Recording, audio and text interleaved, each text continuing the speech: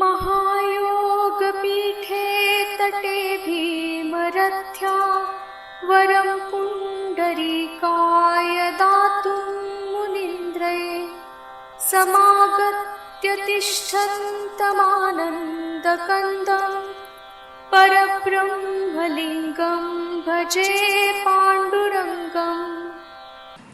I worship that Pandurang who has the characteristics of the Supreme Brahman and who is the source of happiness. He has come to his Pitham on the bank of the river Bhimarathi, that is Chandrabhaga, which is a great seat of yogic prowess and is standing here along with great seers in order to confer boon on Pundalik. तटित्वा ससंनीलमेघावभासं रमामन्दिरं सुन्दरं चित्प्रकाशं परं त्विष्टकायां समन्यस्तपादं परब्रह्मलिङ्गं भजे पाण्डुरङ्गम्. I bow to that Pandurang who has the characteristics of the Supreme Brahman. He has dressed brilliant like the lightning and has the color of the blue clouds. He is the abode of goddess Rama, that's Lakshmi. He is handsome and is the effulgence of consciousness. He is the highest who has firmly placed his feet on the brick. The reading Param has been instead of Varam as it is more appropriate.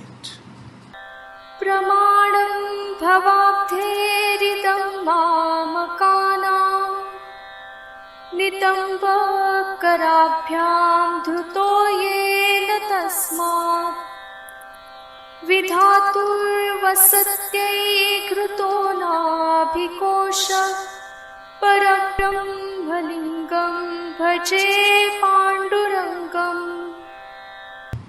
I salute that Pandurang who has the characteristics of the Supreme Brahman. Since he has held his vest with his two hands, he seems to declare, for my devotees, the ocean of worldly life is this measure, this deep alone. In order to provide an abode for Lord Brahma, he has produced the flower in his navel. Often people suffering in the worldly life feel that they are completely lost. But God seems to assure that the worldly life is only waist deep by standing in that pose, placing his hands on the waist. स्फुरत्कौस्तुभालङ्कृतं कण्ठदेशे श्रियाजुष्टकेयूरकं श्रीनिवासं शिवं शान्तमित्यं वरं लोकपालं परब्रह्मलिङ्गं भजे पाण्डुरङ्गम्. I adore that Pandurang who has the characteristics of the Supreme Brahman. He is adorned by the sparkling gem Kaustubha around the neck and by the armlets of rare charm. He is the abode of goddess Shri. He is benevolent, calm and worthy of adoration. He is the excellent protector of the world. Kaustubha is the name of the celebrated gem obtained with 13 other jewels at the churning of ocean and worn by Lord Vishnu. शरच्चन्द्रबिम्बाननं चारुहासं लसत्कुण्डलाक्रान्तगण्डस्थलाङ्गम् जपारागबिम्बाधरं कञ्जनेत्रं परब्रह्मलिङ्गं भजे पाण्डुरङ्गम्. I worship that Pandurang who possesses the characteristics of the Supreme Brahman. His face resembles the autumnal moon and has a captivating smile. His cheeks are covered by shining earrings. His lips are red like the bimba and hibiscus flower. His eyes are like lotuses. The autumnal moon shines bright without any impediment. The Lord, with his captivating smile, is compared to the autumnal moon. The bimba fruit, on account of its red color, is often used as a simile for the lips. किरीटोज्ज्वलत्सर्वदिक्प्रान्तभागम् सुरैरर्चितं दिव्यरत्नैरनर्घैः त्रिभङ्गाकृतिं बर्हमाल्यावतंसं परब्रह्मलिङ्गं भजे पाण्डुरङ्गम्. I salute that Pandurang who has the characteristics of the Supreme Brahman. His crown illumines all quarters and he is worshipped by the celestials with invaluable divine gems. He stands in the three-bent posture and he wears peacock feathers and garlands.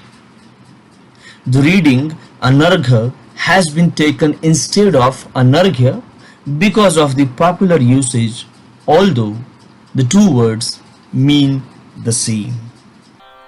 विभुवेणुनादं चरन्तं दुरन्तं स्वयं लीलया गोपवेशं दधानं गवां वृन्दकानन्ददं चारुहासं परब्रह्मलिङ्गं भजे पाण्डुरङ्गम्.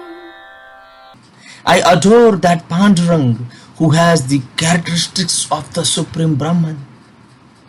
He is the all-pervasive one, sporting in the sound of lute. He spells the end to the wicked. He wears the dress of a cowherd and brings great delight to herds of cows. He has an attractive smile. The bewitching smile and luring sound of his lute and the simple attire of cowherd are assuring that he may be approached by anyone without any reservation. अजं Rukmini प्राणसञ्जीवनं तं परं धाम कैवल्यमेकं तुरीयम् प्रसन्नं प्रपन्नार्तिहं देवदेवं परब्रह्मलिङ्गं भजे पाण्डुरङ्गम्. I praise that Pandurang who has the characteristics of the Supreme Brahman. He is unborn one who has received as it were the life of Rukmini. He is the supreme effulgence and he is the one ultimate and fourth state and beatitude. He is gracious, removing the distress of those seeking refuge under him. He is the Lord of Lords. स्वयं पाण्डुरङ्गस्य वैपुण्यदं ये पठन्त्येकचित्तेन भक्त्या च नित्यम् भवाम्भोनिधिं तेऽपि तिन्त्वान्तकाले हरेरालयं शाश्वतं प्राप्नुवन्ति. हरेरालयं शाश्वतं प्राप्नुवन्ति. He who reads this hymn with devotion and concentration daily, this holy prayer addressed to Pandurang would cross with ease this ocean of life and at the end attain the world of Vishnu permanently.